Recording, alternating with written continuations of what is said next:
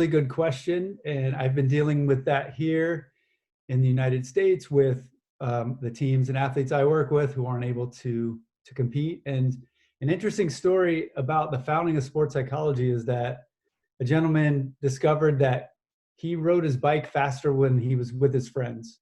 And so he started to do some research and some studies on that and found that, indeed, when you're with other people, you get this extra little energy that you don't necessarily get. And so part of what we're missing from not being able to participate in sports is those connections with others. It's a term that's called social facilitation, which means that when you're in a social situation, it facilitates this extra energy and gives you a little more motivation, and it actually does help you run faster, play harder. So the first thing that I'm suggesting to all my athletes is make sure you stay connected. Reach out to your coach, make sure you stay connected with your teammates. I mean, you might not be able to be in the same room, but we do have Zoom and FaceTime and phone. And so make sure you're staying connected with those, with your family, your sports family. Those connections, make sure that they stay strong. That's the first thing I would say. Second, obviously workout. Just make sure you're getting your exercise, make sure you're keeping yourself fit so that, this will end eventually. Is it going to be a month? Is it going to be 6 months, a year? Whatever it might be, it will end.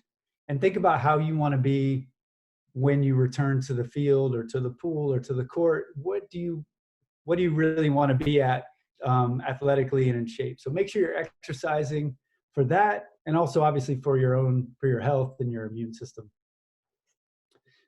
And the third suggestion I would make is keep training in your sport, but also this is an opportunity to try something new. Try to learn to play an instrument, learn a new language, do something that challenges you to solve problems, to humble yourself, things that are hard that you can, work on and get through.